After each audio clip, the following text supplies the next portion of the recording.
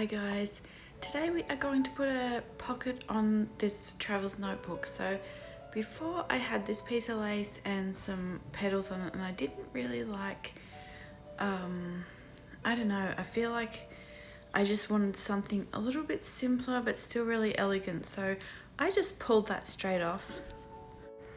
And so I haven't got much of this lace left, but I had a little bit and it fits right here. So I have a few ideas if you don't have lace, you know, it's not just kind of readily available. I got this from a lady in Australia. She used to make wedding dresses and she worked at the fabric shop, so she had a lot of offcuts from the wedding dresses and she gave me a whole bag full of them. So it was really a lovely thing to do, and this is sort of one of the last pieces, and so I wanted to kind of keep that and do something sort of special with it. And so then I found that it would fit in this travels notebook.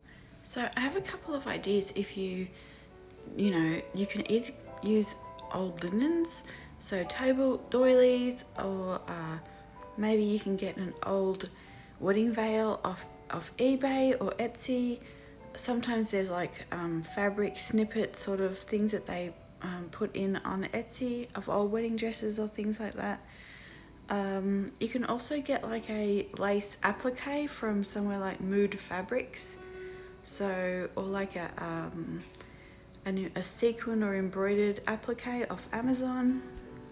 But I just sort of had this idea the other night. I wanted to get this done, and you can see through the video that a few things went awry, but I wanted to have it and organize it and do it. So I might need to still re-stitch it, but I'll explain all of that.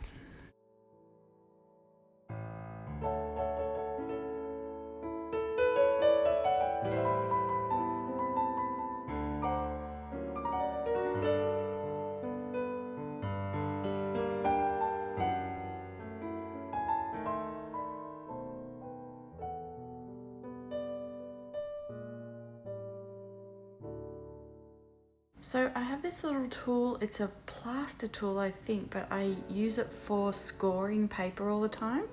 And so I'm kind of using it the way you use those leather scorers. So I am using a lot of paper tools, and then I'm just sort of making them work for this leather.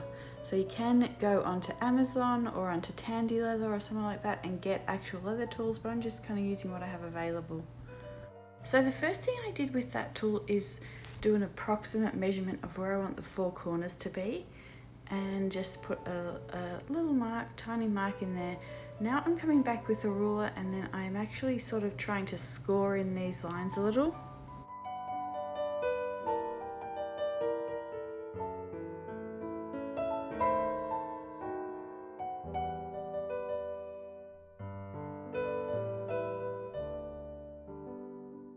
So then you can see that tool, I'm not sure what it's called, but it perforates holes in paper. So I just used that, and now what I'm going to do is go back with my awl, with my hole punch, and I'm going to deepen some of those holes so that I can get the needle through.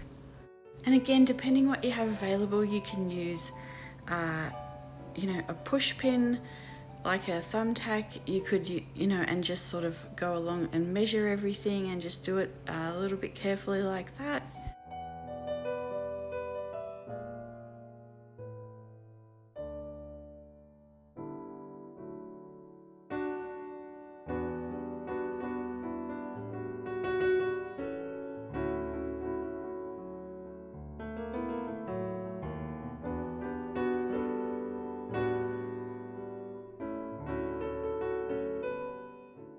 So first of all, I kind of look for some thread, the color that I'm, what do I want to use to sew it with, because it is going to stand out. So I look at this silver one that I use quite a lot, and I just think it's too much. So I just try and find something that's plain white.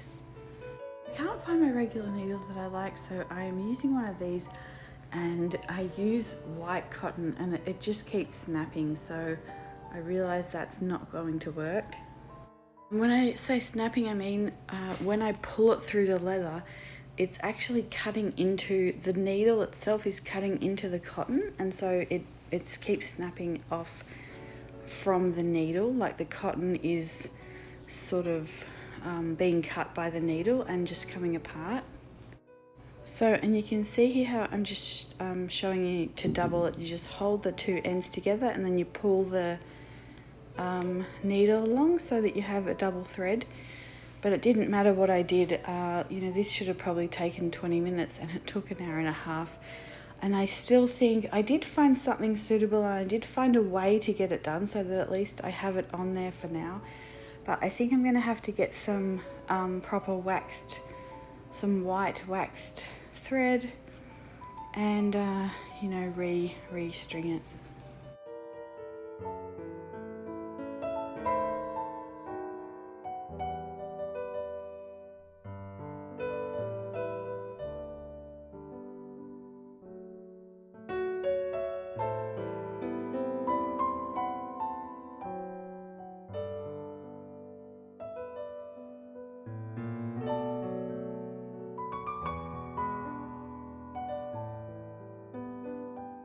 So I didn't have the camera on for much of the time, but you can see here this is the thread that I ended up with.